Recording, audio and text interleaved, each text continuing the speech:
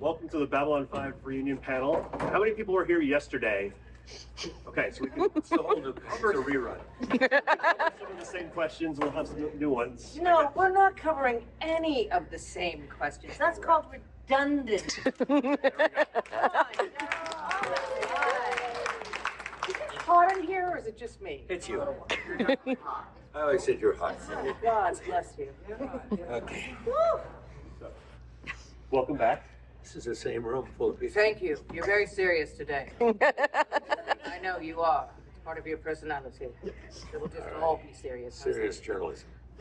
Maybe we should all just be very quiet. Serious. No. It's Sunday. I'd like to do a sermon. Can you hear this? Yeah. Okay. Okay. We had some trouble yesterday, so most of you might remember. So just to not cover all the same ground as before, one of the questions I had for you was, can you talk a little bit about just the experience of being on the cast and how you guys bonded as a group? Oh boy. How long do you have? 55 minutes. When Bruce came in, season 2, it was a ray of sunshine, and I'm not actually being funny. I'm being dead serious. We had a very serious gentleman the previous season. I'm a very upbeat, sort of jokey person, as you can sort of tell. Bruce came in and was just this sunny disposition and free with excited. laughter. And he was excited. He was damn excited. He had even watched the show, which I was so impressed. He had spoken to the producers at length. He had looked at the scripts. I mean, this was a man who really took the job seriously, and I thought that was so impressive. And from that day onward, it was. Are you bored already? No, I thought you were going to making play sure that Sudoku. my phone doesn't go calling in the middle of your speech. So I would say, as far as our relationship goes, I immediately felt at home and felt comfortable and felt that he brought a much appreciated lightness to the set. Everybody else at that point had truly bonded. You have to also remember that we were separated into sanctions. So there were the humans and the aliens. And the reason why this is separation and why they bonded so much, so like Mira and Bill and Andreas were sort of in a different vibe. They were very mellow. They had hours of special effects makeup, whereas the humans were rock and roll, I would say. So you have classical music in the Aliens trailer so that everyone would not go crazy getting the stuff on their face, and then we had the rock and roll trailer. We had Led Zeppelin playing. Exactly. It gives you an idea of why we all bonded the human side, probably to a further extent than we bonded with the alien side. I mean, we all loved each other and got along, but there were different sort of. Yeah, I didn't really think of that, but yes, you're right. Also, they were in there like 4 o'clock or 4:30 in the morning, some of them. Yeah. They'd been in the chair for almost 3 hours. By the time we showed up. I was still, miles away sleeping. Yeah. So we'd have 6:30. I mean, Claudia, the ladies had to come in. They had hair to do. It's always been that way. But we had the human trailer and we had the alien trailer. And these were all out in the back of an old hot tub factory in North Hollywood area, right? Mm-hmm. Sun Valley it was called. Yeah. An industrial section. Cul-de-sac next to Orange Crush or something like that. Orange Bang. Orange Bang. Yes. Well, that happens, and then Crush happens after that. But anyway, No. Yeah, but I want to say, thank you for those compliments. Chatsworth. Yeah. That's where that Chatsworth, California, right. Hot in the You didn't even summer. get that joke. That just went over your head. It's the pornography capital of the world. Oh, it truly is. I thought, all the porno movies. She got it. She's not even from Probably California. around us. Yes. There's no kids here today. Orange Bang. I can do that. She's holding her heart. This woman in the back's having a heart attack because I said pornography on a Sunday in Vermont. I'm sorry, I should leave now, shouldn't I? Well, Claudia Christian canceled. You've done it now. You've done it now. I was canceled. Yeah, we're dead. Yeah. But no, I mean, but she was kind of, I don't know, was it just the way it was written when Sheridan came on board, some of my first scenes were with you, and you would walk me around Yes. explaining again the Zocalo and whatever orange level or brown level or what have you, and all the things that an officer would know to be familiarized. You were familiarizing Well, you were my me with superior, and Yes. I was showing you around. Yeah, showing me around and getting me used to the ropes there and describing what it's going to be like. So, yeah, but it was a lot of fun. I hadn't worked with Claudia prior to that. I did with Peter, briefly, Scarecrow and Mrs. King, and John. But certainly a fan. I had only seen the show a little bit. I was saying yesterday that I noticed the difference from Star Trek. There's a much darker tone, a much more sort of foreboding feeling. There was always something imminently going to happen. Whereas Star Trek was optimistic and bright and always going. You know, the Enterprise was always happening and going. And so they lit that thing like there wasn't a shadow on that set. Yeah. And they spent a lot more money. We didn't need the money, and I ended the day. Like with Telemundo soap opera. Like a Telemundo soap opera. That's exactly right. Yeah, yeah. But it was hotter than hell out there in that part of the valley, and then we froze to death in the winter. There was no air conditioning. We had a big yellow hose. We called it the snake or the whatever it was. Oh, yeah. It went on the ceiling, and then We don't stand under we're it. gonna stand under So the it while we were makeup. sweltering. Those poor people that were in the prosthetic makeup. Oh, you know, let me tell you. So. Did we even answer your question? I don't know. We're talking about sort of bonding. Yeah. I had to get used to it. You know, it's joining. And An established forgive me, I want to ask you something. It was an established show, but an established ensemble already. Yes. But when did, because the pilot, your character replaced somebody else, didn't you? I replaced Tamil and Tamiko because Tamil and she was too Tamiko. short. Yeah. There you go. Go figure. That's what they said she, Wow. because O'Hare and Doyle were so tall Yeah. that it looked weird, apparently, and she didn't look authoritative enough, you know, to be with these two strong men. So they were looking for someone taller, and You more than held your own, dear. I guess with a, well, you know, No one messed I with do the have that bottom. voice. So yes, she was replaced, and then the gentleman who played the doctor was replaced. Yeah, and then Richard Biggs came on. Richard Biggs came on, and Was that the beginning of that first season? It was after the pilot, right?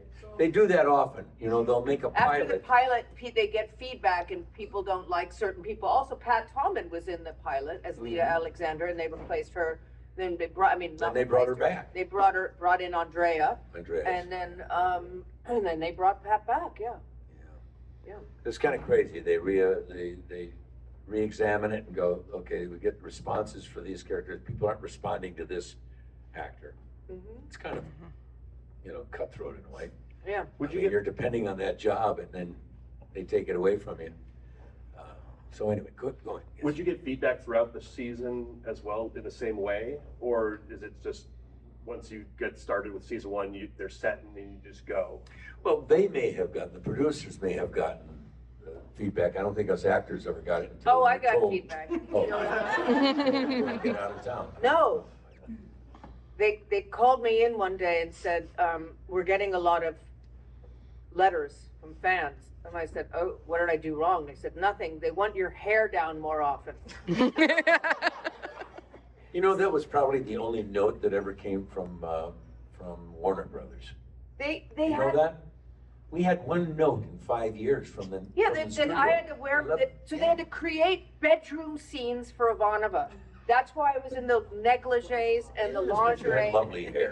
Because they wanted, because the fans were like, can we see her look more feminine or sexier or whatever you want to call it, with her hair down, and so they actually wrote these scenes for Ivanova that did fit in nowhere, where I'm lounging around in satin like Ivanova. Lounging, she'd have a T-shirt and boxers on. I mean, come on, she's wearing this satin negligees and the hair flowing and perfect makeup. Yeah. Yeah, that's Not television, realistic, though. but it's okay. That's It's television. television, you know. So on the other side of that, how do you guys have, or do you have notes that you would send up to the writers based on your experience with the character? That would have gotten us out of there very quickly. We were not allowed to even change a word into a contraction. That's So right. if it was cannot, it was cannot. So No, it's can't. just a one-way street for. It's a one-way street. No, that. Well, it was Joseph Michael Straczynski. Yes, it It was was his JMS. words. Yeah, and I respect the writers. I Me don't too, change. me too. I do not change dialogue. If I have a problem and I'm stumbling on something, I'll ask, maybe can we switch these around or something, but never would I improvise on anything unless I was asked to. Okay. I think, yeah, and I think he was cool about that if you went and asked, because his office was right there. We had a great advantage with that hot tub factory. We had the whole outfit there. We had the editorial bays, Wardrobe. every wardrobe. You had everybody there instead of on a studio lot where you're in a building way over there, you're in another building over there for these various functions. Yeah. So if you really had to talk to Joe about something, if there was a problem, She's leaving because I said pornography. oh, you did. Well, you've taken one out now. They'll all Anyone be else leaving, want to so- leave? Because I'll say it again. Now's the time. I'll probably say something worse in the next 20 minutes. That's okay, if I don't beat you to it. No, actually, I mean, it's very simple. The man, I think we respected his writing. Yeah. Woe be the person that tried to improvise, you couldn't write Well, this it stuff. was You can't write great this. dialogue. I've been on films or television where it's crummy and I do improvise. I'm like, Yes, we all nobody have. speaks Yeah, like this. yeah. Yes. Yeah. I mean, That wasn't the case. but in his, it was, to change it might change something else. You understand? In the Exactly. interpretation. So, it's just the way he was, but he was pretty open if you wanted to put an extra, or something. I don't know, I can't even, I never even. I never did. I just told him, don't tell me what's coming. Let me find out at the last minute, like Sheridan would, you know. I was going to ask, because he famously planned out this 5-season arc. How privy were you to where you were all headed? Yeah. When I got hired, I was given a very short bio that went to the American Academy, had a brother who died. I don't even think it said anything about Ganya. It was just very brief bio of who Ivanova was. We never got to look at the series Bible. We were not given access to that. So I had a little teeny bio on her and the first 3 scripts when I got the job. 3 scripts, and at first I just had 3 scripts, and when I went in and I was on the, he's like, oh, here's some description about her background. Very, very brief. And frankly, I think that opening was because he knew that things would happen. People would quit, people would get fired. All characters had to have an exit plan. So I don't think, I mean, he always implied that there was some Bible in a safe somewhere of the entire story, but I think it had to be very flexible. Because as it turns out, people were thrown off because they weren't easy to work with, or, you know, we had people that left because they didn't feel their storylines were interesting. We had all sorts of things. So you have to be, on your toes about that. So I don't know how in cement it was. I mean, Yeah. JMS always says that he was in the shower and he saw the whole 5 years, but that shower changed. It's a It long turned into a shower. bath. Yeah. Water bill was horrible. No, I would say that's television. Yeah. That's just, Exactly. you could have everything written in stone, but it's not going to work. You've got to be able to be open and malleable, Exactly. because you also have other people making decisions for the show. We would have the big muckety mucks come out every once in a while. That's when we had lobster for lunch. Yes. Yes. We didn't have lobster Steak. for lunch. Never, Steak and never. lobster. And we'd sit out in the parking lot under these big tarps, and which was a fun part of it when the weather was okay. Yeah. We either froze to, I guess I froze to death or we were sweating to death. But we'd have the executives come out from the P10 network and some from Warner Brothers Distribution and stuff like that, and they would come out and they would put on the razzmatazz for them. Fancy. Fancy schmancy, but that wasn't every day. We had great Chow cooks. mein. Yes, Joey. We had the best, here's the problem that I ran into. Yeah, I had a summer uniform, and then I had a winter uniform. The uniform was a little bigger around the waist. How many men started wearing suspenders on Babylon 5? Many. Or Spanx. Because they gained weight. So It was uniform. Well, yes. because we had the best, what we call craft service. It's like, and then you had lunch. You'd walk by in the hallway going to the stage, and there is a plethora of food and candy and Donuts. and all kinds of stuff, and it was just there. Tempting. Oh, God. I couldn't walk by it. We had our bloated uniform. Yes. And we had our normal uniform, Yeah. and then our I'm feeling pretty Plump. plump uniform. So, And it was so funny seeing the ever expanding frontiers. I called it. Oh, behind their backs, you know, we called it what? the Captain 15. Oh. Because the captains would put on weight. Oh, It was my so God. O'Hare put on like when he got there, his waist was like 32 inches. It suddenly just started expanding and expanding, and then he's wearing suspenders like Orson Welles, and it's like, and then Bruce gets on like, you know, this I'm skinny, Mr. Trim, and and then he's I'm so suddenly trim getting and bigger every perfect, year. and then suddenly I'm like, Bruce, Back away is from the that a camera. different uniform? Well, you know, we never got to get exercise either. No, we just had fun. When you're doing series television, you're there for hours and hours. You want to go home and work out? No, you want to go Andrea drive. did. Andrea Of course Thompson she would did. get up at 4 in the morning and Oh my do a God. full workout with her espresso, and then go to work for a 13-hour day. I admired her so much. I was like, I'm having a lie-in. Well, we were there like every day. She would come in, do her little storyline, and go then home and fight with Jerry. Anyway, it's okay. You know. Anyway, Jump in anytime you want. yeah. You're the moderator. I asked them as they were coming up to our booth that think of some questions. Yes. Too. You know. Oh, he has a question back there. Can we go to questions? I mean, Make might it more get some new flexible. stuff here. So if we were watching Yeah. the best What? of, if we were watching the best of bloopers reel, Oh. what would be your favorite scene? The best of what? Bloopers. If we had a bloopers reel, which we did, by the way. Well, Whatever happened to it? the alien sex one for me, because that guy was so funny. And that is one of the few times that, just for the fun of it, we improvised a little bit. And that was lost, of course, to outtakes, but we definitely improvised. We did that probably about a dozen different ways, myself and that actor asking me, you know, next time we do it my way, that we did it a lot of different ways. And it was really fun. So I wish I could see those outtakes. Yes. And you? I just have I had a few, but the famous one that people love is me saying, my comm goes off and I go, Sinclair. Yes. I called myself. Well, the one time that was with everyone in the room, Yes. and the whole bloody room stopped. I just got rid of Sinclair. I'm Sheridan. Why Sinclair came out of my mouth? I was asking forever. But there it was, my stupid face going. No, it was funny. It was fun. We had bloopers all the time. I don't know. I can't think of it a lot right now. Then let's take another question.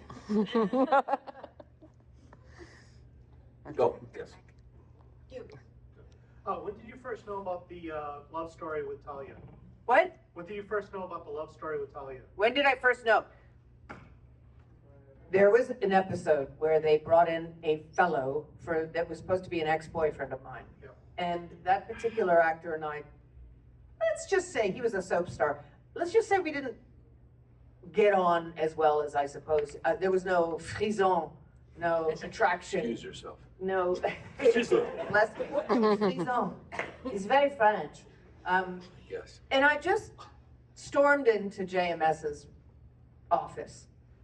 And I said, look, if you're going to parade a bunch of ex-boyfriends around as if Ivanova's been shagging the universe while she becomes the youngest lieutenant commander in history, like how would she have had all these relationships? If you're going to keep bringing in ex-boyfriends, then I would rather have a woman or an alien.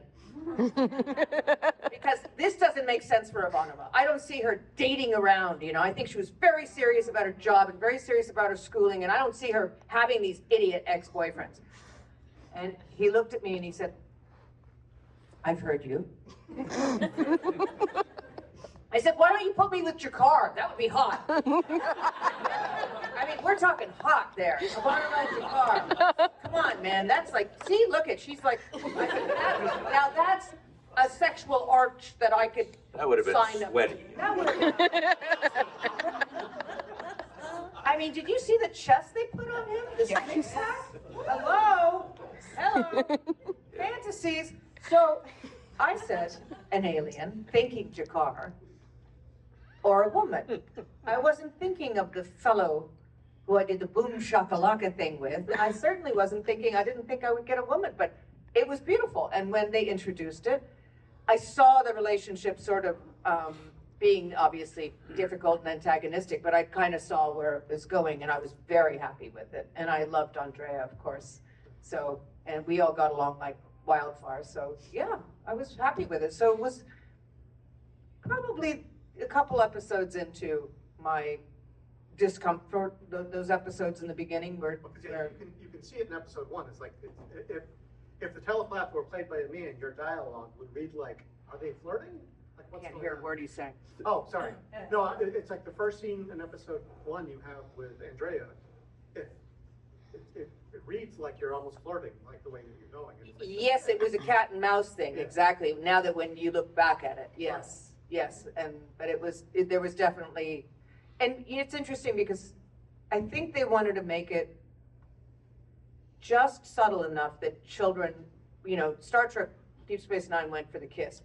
Joe said, no, kids are watching the show and there was nothing to hide because he was going for a future where it didn't matter.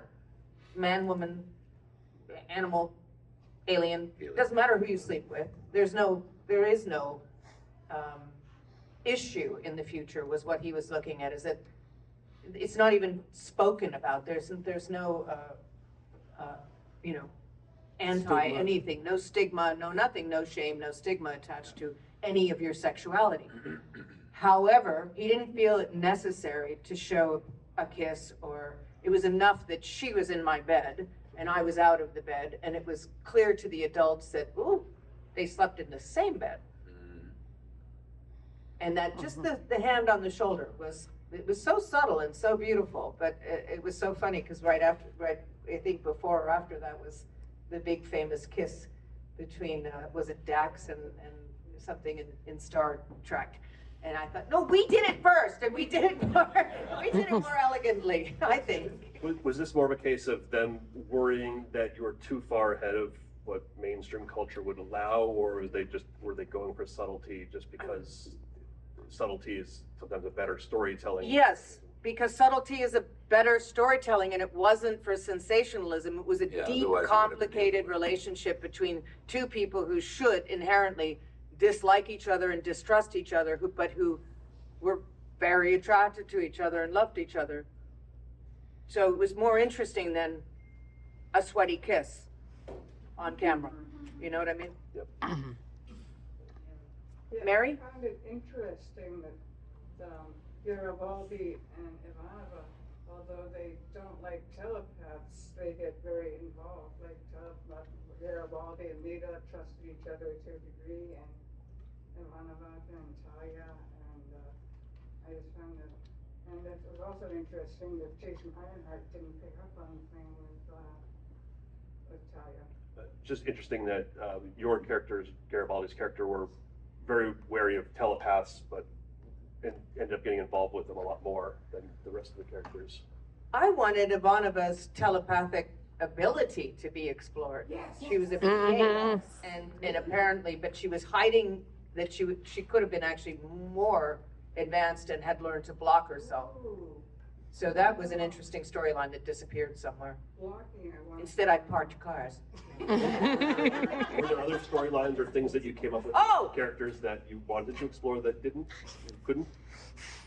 You guys know the story. I'm sure you know this. We haven't told this in a million years. The story of Peter and Andreas. I'm sure you know this. Tell us, tell The us. story where Peter Jurassic, they all went to a convention and he told the crowd not to applaud when Joe came out. Do you know the story? So he told the audience, don't say anything when JMS comes out. And so JMS came out and the whole audience just was like this.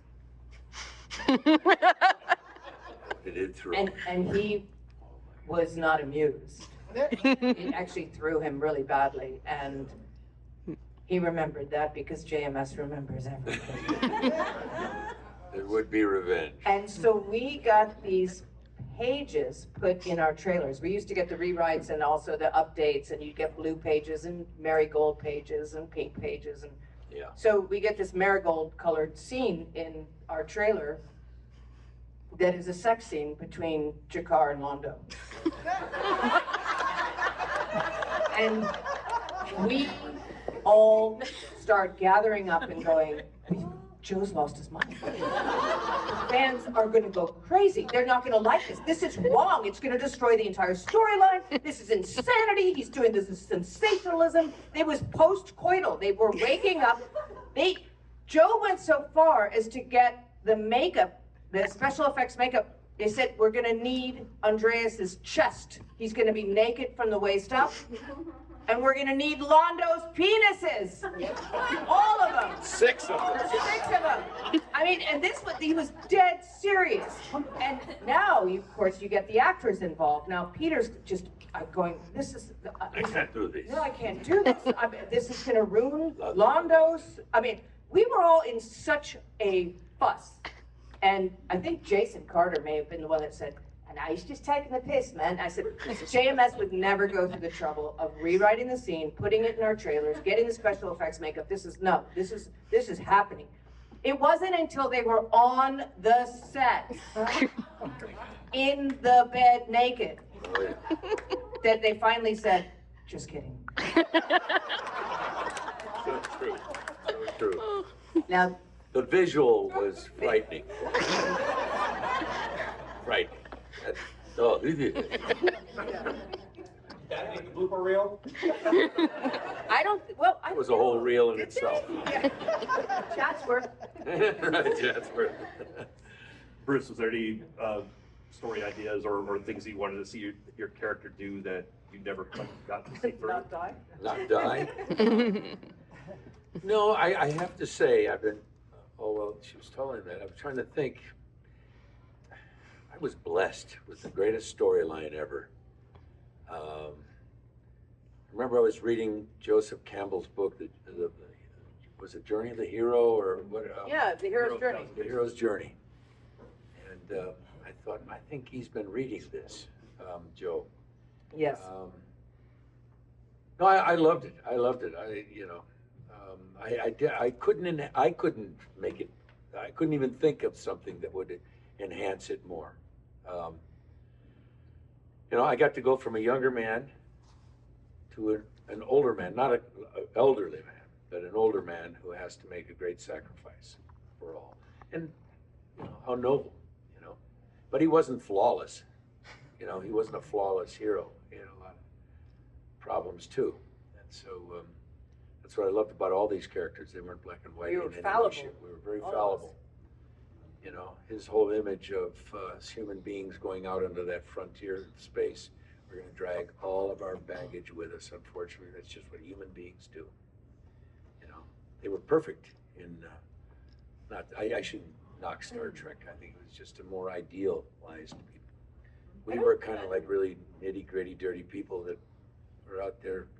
There wasn't a lot of sci-fi that was presenting No, religion, like Ivanovas being Jewish and sitting Shiva and menorahs and all that, and being it was a great deal of sexually religion. fluid and drug addiction and alcoholism and we had obviously racism and Everything. everything. Yeah. Big conglomerates, businesses. There was a lot of political upheaval that mirrors a lot of what we see today. But yeah, there were themes that were not really presented. You're right, it was more of the heroic kind of like, hey, we're gonna save the day, and at the Yeah. end of the episode, They saved the day. they save the day. Yeah, we couldn't necessarily We save it. couldn't have saved ourselves. But, yeah, no, that's what I loved about it. Like I said yesterday, it was this, we had a story. We didn't have great special effects. We had good special effects for the technology at the time and the budget that we had. But we had a story that none of them had. And it was like, you know, great saga, you know, great novel that you are going to read now. Now Game of Thrones, on all of those things have them. And I explained yesterday that that's not how television worked. They wanted a beginning and an end at every episode, so they could just slap it on when they bought the 100-episode package for syndication, for reruns. But with Babylon 5, they would have had to put it in order Yeah. to make it for any kind of sense. We had standalones too. We had a few standalone episodes. That, Sort of, but you would have always had to one know. of the story arcs was winding its way through there. Yeah. So, You would have had to know the characters. but I just thought there was his writing was just so interesting. We didn't need to embellish anything, No. you know? I was describing the show to a friend a while back, and how it feels like a much more literary, it's grounded in literary, science fiction literary traditions a little bit more. Did you guys ever like feel compelled to pick up books like from I Investor or anything like that? I remember after my first season, Joe actually gave me something. He gave me a leather-bound version of a box set of the Lord of the Rings. Mm-hmm. And I said, because he'd heard me say I'd never read them. And he said, now you'll understand what I'm getting at. Or something to that order. And it was a saga like this, you know. He created a whole world, or worlds. You know, you were talking about religion. Look at how all the races had their own. Remember the version where I had gone up in the tram up there in the middle of the thing, and a bomb goes off, and they jump, and he's slowly heading towards the, you know, he's going to hit. When he hits, he's going slow, but when he hits that thing, it's going to be bad. And Jakar Kosh looks up, and every race saw their version Yes. of Kosh. Yeah. When he leaves his That encounter was suit, beautiful. his atmospheric suit, or whatever you want to call it, and goes up there with an angel. I mean, every race saw their religion, their religious icon, go up there to save him. I thought it was a marvelous, That was marvelous thing. beautiful. And I think I'm safe to say that Joe always claimed he was sort of an atheist. He was an atheist, right? Mm-hmm. Yes. Joe was Okay. an atheist. Yeah. Yet that show was the most spiritual thing I've ever encountered. Yeah. You know, The scene he that really- invented all these races, and they all had their own religious ceremonies. Look at the Mimbari. It was all about their faith, right? You know, quite a remarkable writer. The scene that really did it for me is when you introduce all of Earth's religions during the early in season 2, I think, when they. Sinclair, Season 1. Sinclair, Parliament of Dreams. Not something I'd ever seen in a Just science was fiction genuflect. series before. Just What if that. he answered? Yes. Heart attack. Heart attack. Says I'm having a heart attack right now. Yes. Yes. Yes, so Jill, you thought it would. you mentioned like the CGI. Mhm. How difficult or challenging did either of you find it when you had to react to things that weren't To a actually piece of there? tape? Yes, Pieces of tape like this yes. Yeah, they How have do little you- crosses Yeah. that on a. I've told this story a million times, but I'll tell it again. Yes. When Kosh's ship came in, and Pat Tallman was being floated on board, and so they had a grip pulling her in a wagon. She's on her knees, and I could not keep my face straight. I was laughing so hard. They kicked me off the set so that Pat could float on and with this grip pulling her little, wagon from 1952.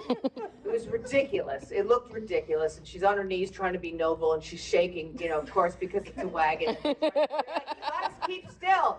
So they said to me when they got to my close-up after they let me get back on the set again, my close-up, they're saying, okay, it's Kosh's ship is here, and it's a little piece of yellow tape, just an X, and so just look at Kosh's ship coming in. And so I'm looking at the piece of tape thinking, okay, it's Kosh's ship. You know, there's the elegance of Kosh and the mystery, and, you know, I'm looking at it. Then I see it on TV, and it's like this unbelievable Huge CGI thing that if somebody would have said, no, this is a ship, Claudia, you got to react to it. I mean, it was big like, living organism. it's a huge living organism, and Yeah. I'm looking like, yeah, it's a Cadillac coming.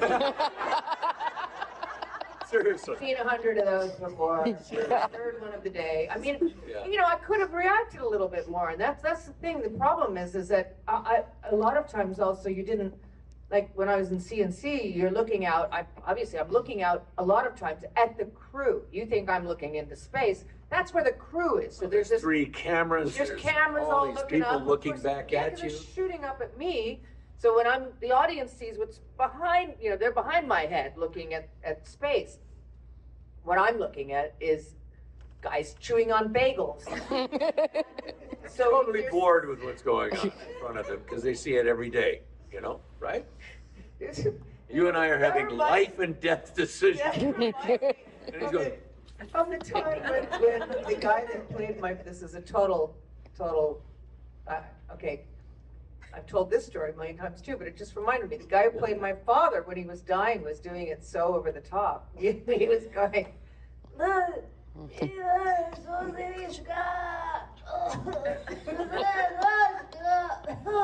it was like Monty Python Hamlet. We're all waiting for him to die, right? And milking the crap out of this. I mean, it was like, because we thought he was dead, and I'm crying on my close-up. I'm crying, and suddenly he goes,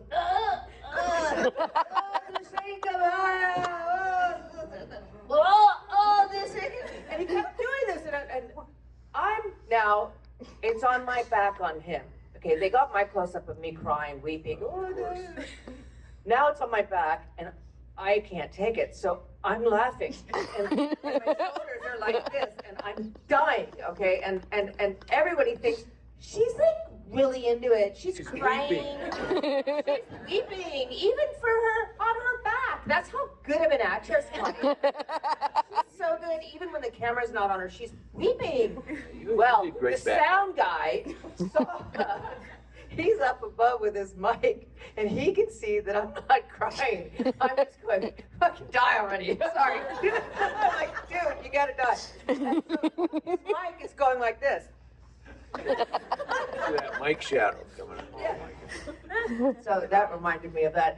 That was a non sequitur, by the way, in case anyone wanted to know what that Should have put a pillow over his face. You don't even know. It was like Yell a him. 20-minute death scene. Yell I'm him. sorry. He just thought, this is my one moment on Babylon 5. I'm going to milk the hell out of it. Over and over. Oy. As the seasons go on, did it get easier to react to things? So, like as you saw what the final version looked like, and For me, yeah, I think so. We had a lot of scenes on the deck, on the command deck, and you and I were basically having to explain things, or you know what I'm saying. But it was always these little, and when I say they're little pieces of tape, that could be that Belosian freighter, or it could be a enemy ship coming through the. That's your favorite. The Belosian freighter's By the way, coming in that's Dock yours. H at Blue Sector 4. Yeah, but try to say that. You may think that's easy. It's not. I hear No. you have to actually ask. Like you're actually telling somebody. What is a air tachy traffic emission? control. What exactly is a tachy emission? Yeah. Because I'd like to know that before I say Tachy it. emissions were Tachy emissions getting were high great. there. It was after we had chili for lunch, but that was another story. Really? That's when they had egg salad. Egg salad, right? Craft service. Those were No, lots of we had- tacky emissions. I mean, doing space battles where you had to be going, you know, things like that. Or the And Star Fury. are we way over the top? Star Fury. In the Star Fury, yeah, Yeah. with a 5-point harness, and she sits through an aftershock that we had in the valley. Oh, that one where they. And I let said, me if in that the happens Star to me, somebody better get me out of this damn thing, because I want to run too. But, you know, our crew, everybody would run out if there was an earthquake. You're in Southern California, it could happen any minute. What was And worse? after the Northridge, it was You had a constant. I was in O'Hare suit because they didn't Ugh. make me one. So I had this huge astronaut, basically spaceman suit on that was for a man. So I couldn't walk. The boots were this big, the suit was too big, and I'm in because they said, well, you're not going to be in it so much. We don't want to pay to make you your own Star Fury suit. So I only had the upper thing, so it looked okay. The rest was just man stuff. So I couldn't move. They had to physically get me out of the Star Fury. I remember it was just a shell. You saw this big X-wing thing. They were Didn't you have your fantastic. lines taped up on it? I did all the time. No. Oh, no. come on, man. No. They gave you the silliest. I knew all mine. Oh, you're so full of it. Because they give you all this thing like, okay, I now probably did. now do this line over here, now do this line. And somebody finally said, because I had a lot of really disjointed stuff to do with a lot of, Oh, you were fighting a battle? like, yeah, it was Pulling like G's read and this everything? and then this guy's name and this guy's name. It was the end of the day. I was tired and somebody said, pull an Orson Welles. And I didn't know what they meant. They meant that he used to tape up little lines all over the place, so his eye line would be different places. Yeah. So that's what I did in one Remember scene. the helmet It was long. steamed up? Yes, They had a little fan in fan there that you because your turn off breath- before. Yeah. Suddenly you were in fog. The fan disrupted the sound. So imagine, so you have to turn the fan off when they say action, so it doesn't disrupt the sound of your dialogue. But then you have to speak quick enough and fast enough and get the scene over with so that it doesn't steam up, because in space you're not supposed to have steamy helmets. Am I boring you, dear? No, Sinclair is trying to get in touch with me. That would be frightening. No, we had the simple things like that. There's 3 questions. Lucy, Yes. We went to high school. We went to high school together. that's why I know her. Of your work as actors, what do you think your characters would enjoy watching the most? What do you think, bud? What would your characters enjoy watching the most? Of your personal Of your- catalogs, like the things you've been in? From your back catalog of acting, what would your characters enjoy watching? Wow. We had vids on the space station, didn't we call them vids? Yeah, Videos, vids. Right? Daffy Duck. Yes, Daffy Duck, that was Jerry's. Ivanova would have liked Atlantis. Mhm. Elvis Sinclair. That character. Or World of Warcraft, Zolotov. I think Sheridan would have been into documentaries of military history. No, but something you did. Me? Something that you, Bruce Boxleitner, did. What would Sheridan watch of You yours? would go, this guy's a rotten actor. I don't know. He said, this guy's terrible. Wouldn't have been He scared. has no career. Anyway. We did establish yesterday you were a history buff, so Yeah. it sort of fits. But I think that's what he would have watched, because I was always quoting Churchill or I was quoting World War II. But or it's something that you were in. Yes, I know. You're not getting the question. I know. What do you do, like trauma on it? He wouldn't have liked Scarecrow and Mrs. King. Aw. What about one of your westerns where you did? He might have liked my Western because he was a Midwestern guy. He was from the, I had Rance Howard played my father. Killer was. Killer Flood. And the Killer Flood. Yeah. Meteor Living out Apocalypse. Rutland, Vermont. I think we should do a double feature of Killer Flood and Meteor Apocalypse with Joe But this Lando. young man over here, Joe Lando revision. So, Yeah. like, I know, like, you've asked and, like, answered questions about stuff, Here we didn't get in, but, like, was there something that either, like, almost didn't get in, or something you had to fight for it to stay in? I didn't hear that. Was there Well, something? he's asking if there's anything we had to, like we did, that we had to fight for it to stay in the thing. Or We had- something that almost Something didn't we get in? did or almost didn't make it in the cut. No, but I did. But the Boom Shakalaka thing. He wanted me to choreograph my own dance, and I told him I did do it, but I said you only get one take. That's it. I'll never do that again. So that And it worked, by the way. that almost was didn't very make funny. it. They had to put like Yeah. 4 cameras on me because I said, no, I'm serious. I'm never doing this again. This is so humiliating for Ivanova to do that silly dance. So that probably wouldn't have made it if I would have not got it on film. That's true. But I don't think we really had the power No. to make that decision like that. None of us had the say to it. Every page was sacred of those scripts. Every page Every was- line meant something did down the as line. written. And Yeah. which is a marvelous thing, because TV actors can become very lazy actors. And I've worked with people that went off script, Yeah. and I'm going, whoa, whoa, whoa, whoa, whoa, how am I, what was that? I'm going to say something here, it's not going to make sense. You're just going off, but But you're the star of the thing, making up your own life. Working with Robert Blake was like that. Ooh, man. Was that I have a few. was that typical of TV at the time, or is Yeah, because the You stars. shot what's on the page. You shot what was on the page, and if they got off, if they, They didn't cut a lot of stuff. no. They didn't cut scenes out of movies. Yes, you could have your whole part cut out. Yes, But- you but couldn't TV, cut no. stuff out because that No. means you're going to be short. So See, you had to be a certain amount of minutes, and each page you is a did certain amount of television things. by the So, clock. so your scripts were always pretty much the same page number, so you've got to shoot everything Yeah. because I that's think what they're goes about on. what it was, like 40-some minutes of actual film is what you're watching, not a full Commercials, an yeah. hour. It was a 60-minute show, Yes. but you had 10, 15 minutes of worth of Commercials. commercials throughout that. We had act breaks. Every scene would end, and there's going to be a commercial. Nowadays, it's completely different because you have streaming, so you've got some half hours that are 37 minutes. Yeah. Some are 42 minutes. Some Mhm. some are 28. Yeah, they're all over the totally map now. different than when it was in the Much old more days when- structured. Yeah, because we were dependent on advertising. They are. You needed those sponsors. Hello. Yes.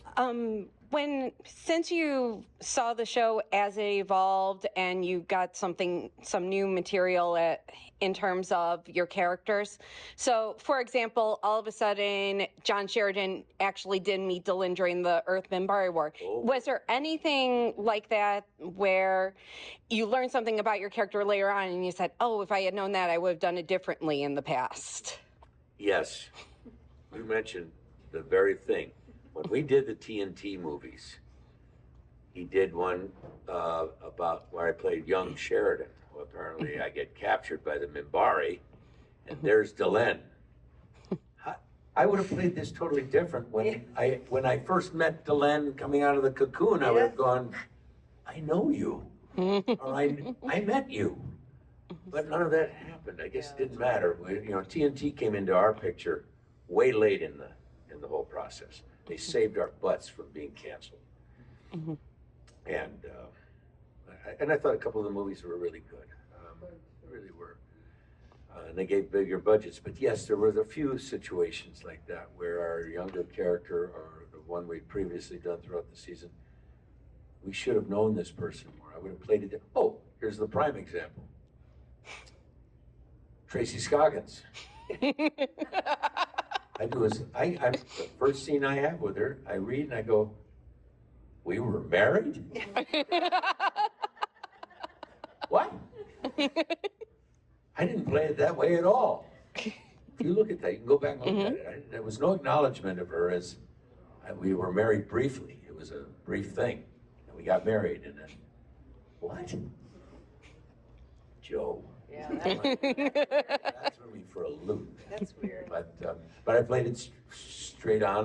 We didn't bring it up any further. So why draw attention to that little Blip. blip? Yeah, So I think that's the only way to do it.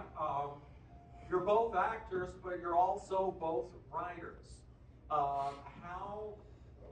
What, if anything, from the craft of acting have you brought to your work with the craft of writing? Dialogue.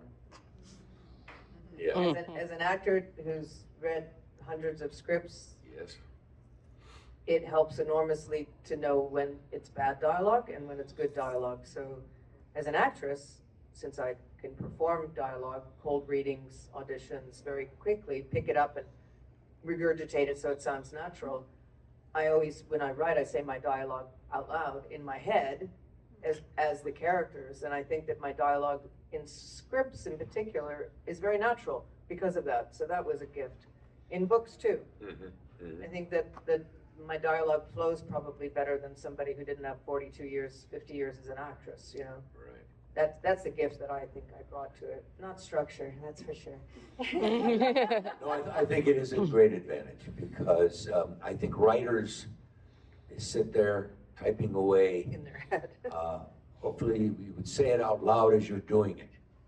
They don't say this stuff, they're writing it. It's in their head, they hear it there, but for another person to take a look, to interpret it, might be different. I mean, you know what I'm saying?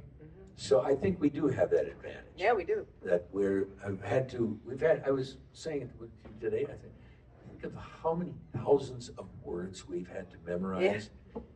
50 years, 51 years, whatever I've been doing. It's why I can't remember anything anymore. It's terrible. My head has been chock full. It just isn't capable of holding that much anymore. I used to know a name and a face just like that. If I knew you told me your name, I'd call you out in the hallway. I saw you.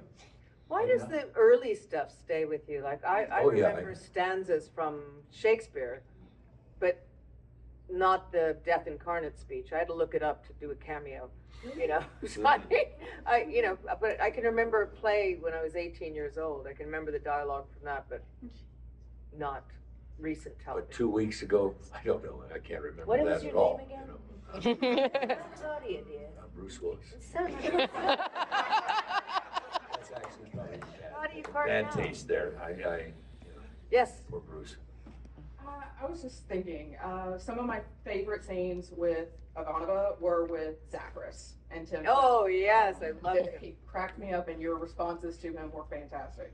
I was just wondering, for the two of you, were there any guest stars or characters that you kind of wish you had more scenes with that you thoroughly enjoyed, and they were just kind of like short term, like with Wayne Alexander as Lorien, and you spent a lot of time with him? Yeah. I actually really missed the fact that I didn't have many scenes with any of the aliens. I mean, I was in the White Star with Bill, and I had a few scenes with Mira. Peter and I think, had one, maybe. I mean, that to me was devastating because, they're such rich characters. But Zathras, I could have taken 5 seasons of Ivanova and Zathras. I loved That should have been the working with him. spinoff. It should have been the spinoff. Seriously, it was so delightful, and he was so fantastic as Zathras.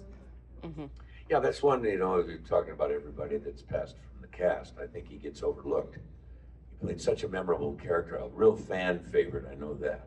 And he was tragically killed in a motorcycle.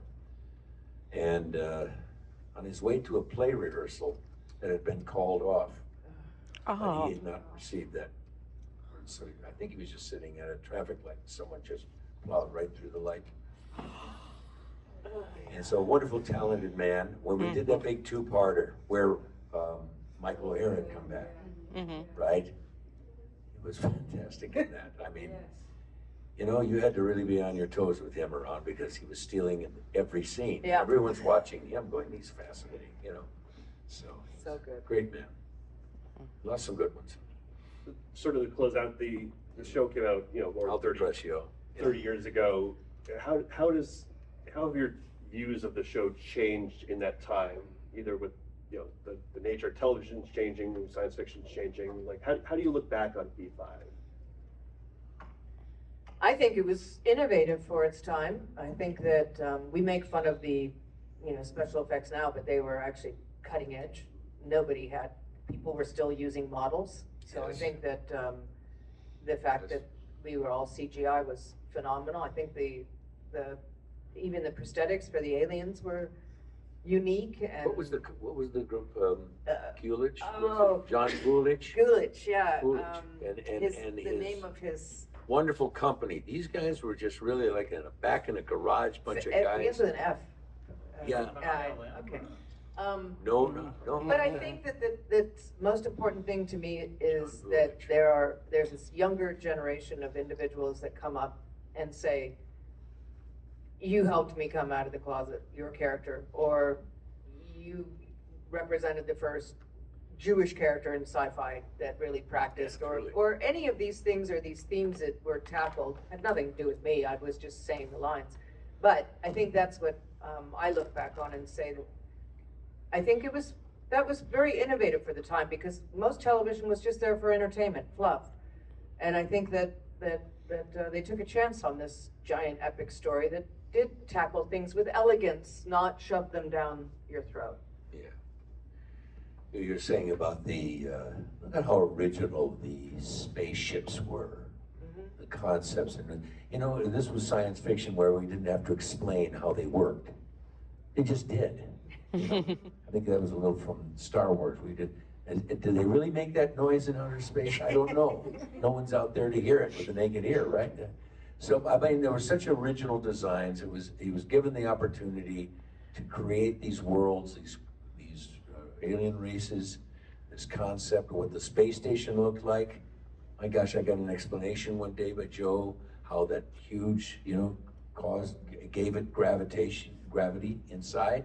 That rotating part of the station. That was a real concept. NASA was very interested in a lot of the things he proposed. He did so much research on these things, and I know the X-Wing, they were actually thinking would be a great workstation for astronauts doing spacewalks outside the International Space Station. I don't know how it ever got any further, but they thought that was a great for tools and things like that. The thing would float along with them. They could be inside, instead of just the spacesuit that they wear.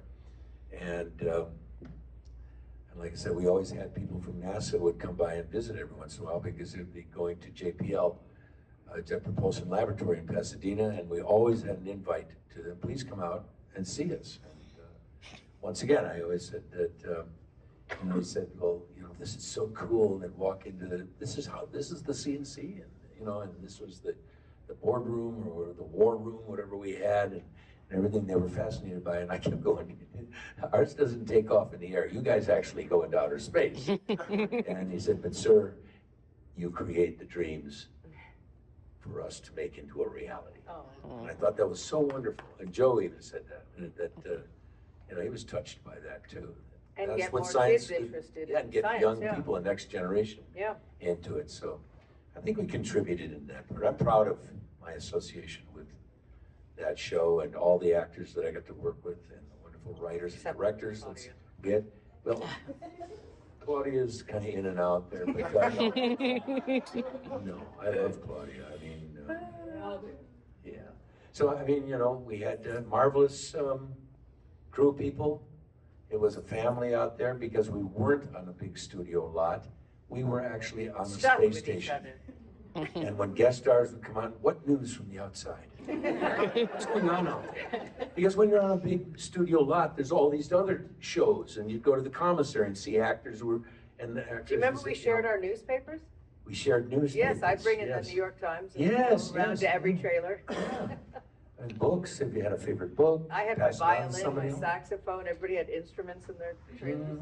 We didn't have any devices. So it was kind of, we had our own world, but that's what also helped us create that world for you all. Insular. We were insular. We didn't have contact with Earth. No. So true. Warner Brothers left us alone. I think that's what Joe said. He said one maybe note might have been your hair, it might have been some, but networks and studios always were trying to get into justify their jobs, trying to involve in the decision making of a show. It left him alone, basically, and that's what we got. Instead of some executive trying to justify their job by saying, maybe Sheridan should wear a hat. What kind of hat would Sheridan make? Have? What? Nobody's wearing hats. We're in space. We're military, everything. But so I'm very, like I said, very proud of it. I'm glad you all enjoyed it. And thank you for coming today and yesterday. Yeah. Twice.